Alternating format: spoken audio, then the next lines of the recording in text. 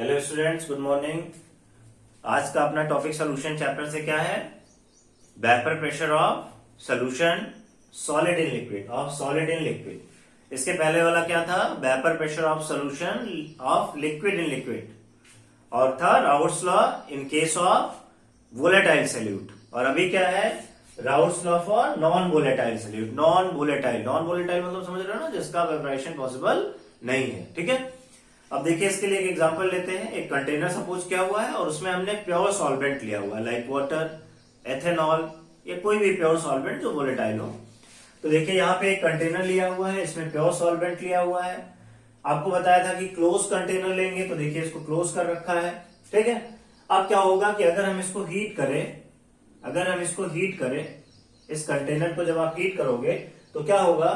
आपको बताया था कि ये जो लिक्विड के पार्टिकल्स होंगे ये अपने सरफेस को लीव करके किसमें जाएंगे? वेपर फेज में जाएंगे। तो देखिए वेपर बनाएंगे, तो देखिए ये ऐसे वेपर दिखा रहे हैं यहाँ पे, ये देखिए यहाँ पे ऐसे वेपर दिखा रहे हैं। ठीक है, तो ये वेपर बन गया। अब आप जान रहे हो कि जितने ज्यादा पार्टिकल इसके लिक्विड फेज को छोड़कर वेपर फेज में जाएंगे, और जब दोनों प्रोसेस के बीच में इक्विलिब्रियम ऑब्टेन्ड होता था उस टाइम जितना प्रेशर वेपर लिक्विड के सरफेस के ऊपर बनाता था उसी को वेपर प्रेशर कहते थे। डेफिनेशन याद कर लिया ना? तो अब देखिए क्या होगा कि यहां से लिक्विड वेपर फेज में जाएगा और ये देखिए वेपर के पार्टिकल्स दिखाए हुए हैं। ठीक है, अभी देखिए जब तक प्योर सॉल्वेंट है पूरे में, तब तक देखिए ये पूरा सरफेस वेपराइज होने के लिए रेडी है। पूरा सरफेस पे जितने भी पार्टिकल है सब वेपराइज हो सकते हैं। ठीक है, क्योंकि प्योर सॉल्वेंट वोलेटाइल होता है। अब देखिए जब इसमें नॉन वोलेटाइल सॉल्यूट मिला दिया, नॉन वोलेटाइल सॉल्यूट मींस ऐसा कोई सॉल्यूट जिसका वेपराइजेशन पॉसिबल नहीं है, like sugar, like glucose, like urea, like sodium chloride, कोई भी। तो देखिए इसमें मिला दिया नॉन वोलेटाइल, और देखिए जब मिलाओगे तो क्या होगा? नॉन वोलेटाइल सॉल्यूट जब मिलाओगे तो क्या होगा? सोल्यूशन बन जाएगा, होमोजेनियस मिक्सचर बन जाएगा। आपने पढ़ा था ना, homogeneous mixture is called solution. तो सोल्यूशन बन जाएगा, और होमोजेनियस मिक्सचर बनेगा तो देखिए कंपोजिशन इसका देखिए यूनिफॉर्म कंपोजिशन आएगा सॉल्यूट और सॉल्वेंट का। तो देखिए ये जो रेड वाले पार्टिकल्स दिखाए गए हैं, देखिए यहाँ पे रेड पार्टिकल, ये रेड पार्टिकल है, ये है और ये है, ये किसके हैं? सॉल्यूट के पार्टिकल है। और कैसे हैं ये? Non volatile.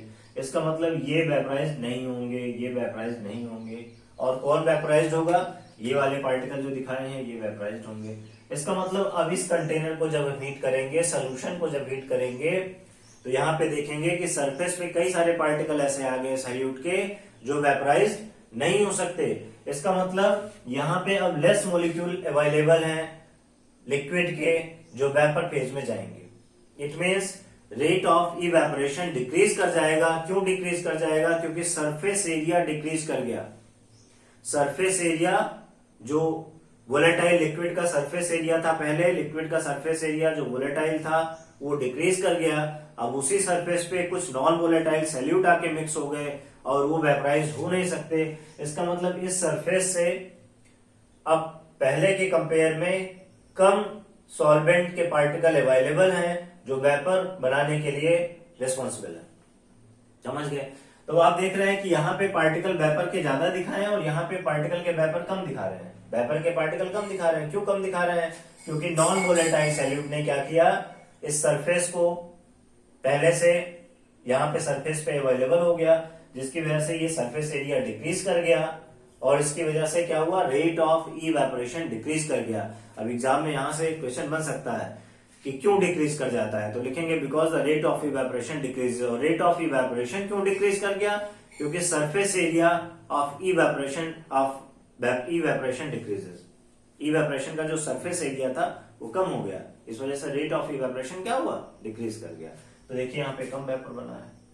समझ में आ गई बात? ठीक है, अब आपसे बताया था कि जो प्योर सॉल्वेंट होगा इसका जो वेपर प्रेशर होगा उसको हम क्या लेंगे? P। जो प्योर सॉल्वेंट होगा ये जितना प्रेशर मेंटेन करेगा इस लिक्विड के सरफेस पे, इसको हम क्या लेंगे? P1 not. इनिशियल है, प्योर सॉल्वेंट का कैसे लेते हैं? नॉट से लेते हैं। तो ये क्या होगा? P1 not. अब ये जो सॉल्वेंट है, ये वाला सॉल्वेंट जो वेपर प्रेशर इसके ऊपर बनाएगा, आप जान रहे हो कि ये इसका प्रेशर नहीं होगा, इसको क्या लेंगे, इसको लेंगे P1, दैट इज का, जिसे हम लोग क्या बोलते थे, पार्शियल वेपर प्रेशर ना। और ये वाला जो पार्टिकल रेड वाला जो दिखाए हैं, इसका कितना होगा, रेड वाला, इसको P2 से दिखाते हैं, तो ये कितना होगा, 0। 0 क्यों होगा, समझ रहे हो ना, क्योंकि ये वेपर बनाएगा ही नहीं, तो जो दूसरे का वेपर प्रेशर होगा वो 0 होगा, या बोले कि उसका कोई इसमें पार्ट ही नहीं होगा, ये जितना वेपर बना है किसका बना है, P1 का बना है, तो चाहे तो इसको हटा सकते हैं, इसको हटा दे रहे हैं, कोई काम नहीं इसका, समझ रहे ना क्यों हटा दिया, ठीक है। अब देखो, अब हमने राउल्ट्स लॉ में क्या पढ़ा था, इसके पहले जब राउल्ट्स लॉ पढ़ाया था, एक जनरल, उसमें क्या पढ़ा था हमने, जनरली पढ़ा था कि for a solution the partial vapour pressure of each volatile component, the partial vapour pressure of each volatile component in the solution is directly proportional to its mole fraction. यही पढ़ा था ना कि कोई भी कंपोनेंट का जो पार्शियल वेपर प्रेशर होता है वो उस कंपोनेंट के मोल फ्रैक्शन के डायरेक्टली प्रोपोर्शनल होता है, ये पढ़ा था आपने, तो वही इसमें भी लिखना है।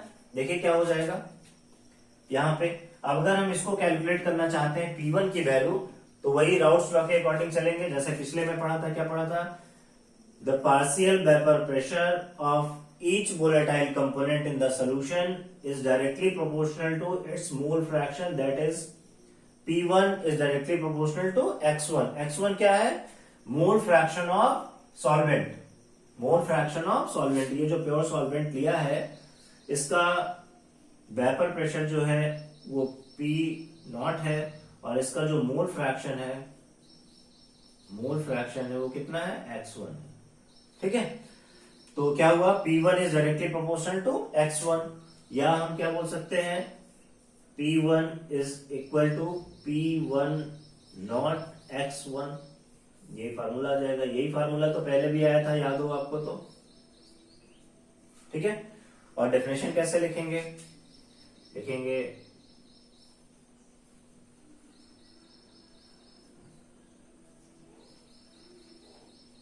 Raoult's law states that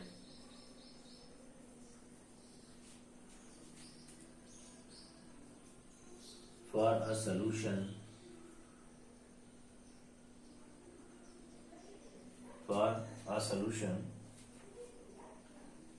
the vapor pressure of the partial vapor pressure of each volatile component is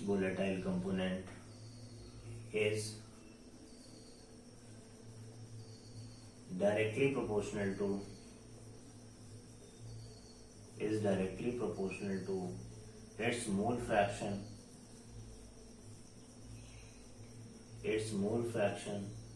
in the solution.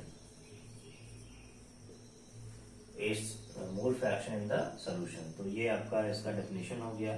For a solution the partial vapour pressure of each volatile component is directly proportional to its mole fraction in the solution. क्या बोल रहा है कि जो volatile component होगा, volatile component कौन सा है, सॉल्वेंट है, तो सॉल्वेंट का जो पार्शियल वेपर प्रेशर होगा वो उसके मोल फ्रैक्शन के डायरेक्टली प्रोपोर्शनल होगा, यही आपने इसके पहले में भी पढ़ा था, ठीक है।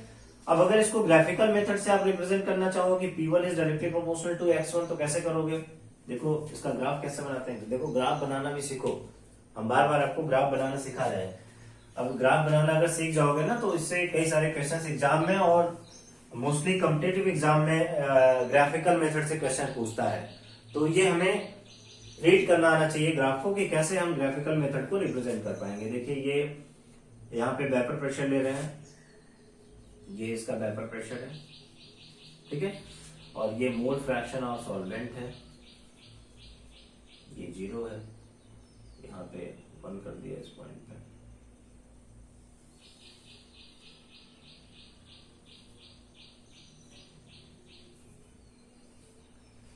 इधर जाने पे मोल फ्रैक्शन ऑफ सॉल्वेंट बढ़ रहा है, ठीक है, यहाँ आके देखिए मैक्सिमम 1 हो गया। अब देखिए अभी आपने पढ़ा था क्या, फार्मूला क्या पढ़ा था आपने, पढ़ा था कि P1 is directly proportional to X1 और P1 is equal to P1 not X1। अब इसको अगर कंपेयर करो तो स्ट्रेट लाइन के फार्मूले से ही कंपेयर होगा। आपने पढ़ा था स्ट्रेट लाइन का formula y is equal to mx plus c, तो यहाँ पे देखिए y is equal to mx आ रहा है, तो इसका मतलब ये स्ट्रेट लाइन फार्मूला मिलेगा हमें। तो स्ट्रेट लाइन खींचते हैं इसमें, ये देखिए यहाँ पे ऐसे आएगा, ये मिलेगा, ठीक है। और अगर इसको निकालना चाहते हैं कि ये स्लोप कितना आएगा तो क्या करेंगे, यहाँ पे suppose to be theta and tan theta equal to क्या हो जाएगा, ये वेपर प्रेशर को क्या बोलते हैं, वेपर प्रेशर को किससे दिखा रहे थे अभी, P1 से, यही है ना पार्शियल वेपर प्रेशर, और ये क्या है x है, तो ये क्या हो जाएगा P बाई एक्स। हमने 1 मान रखा था ना, तो इसको 1 कर देते हैं और इसको x1 कर लेते हैं, जो सॉल्वेंट लिखा है इसको x1 कर देते हैं, तो क्या हो जाएगा P1 by x1 is equal to P1 not आ जाएगा ना। तो ये स्लोप जो आ रहा है आपका, स्लोप इक्वल टू क्या आ जाएगा P1 not, slope equal to क्या आ गया P1 नॉट। समझ गए बात, कोई दिक्कत है? तो ये आप ग्राफिकल मेथड से भी रिप्रेजेंट कर सकते हो, ठीक है। ये क्या है, ये जो लाइन आ रही है ये क्या है, ये है vapour pressure of pure solvent, pure solvent, ठीक है। ये है vapour pressure of pure solvent, समझ गए। ग्राफिकल मेथड से भी रिप्रेजेंट करना आ गया, कोई दिक्कत है इसमें, ठीक है। अगर कोई भी प्रॉब्लम होगी तो हमें बताइएगा। राउल्ट्स लॉ दोनों केस में हो गया, एक हो गया सॉलिड इन लिक्विड और एक हो गया liquid in liquid. Thank you.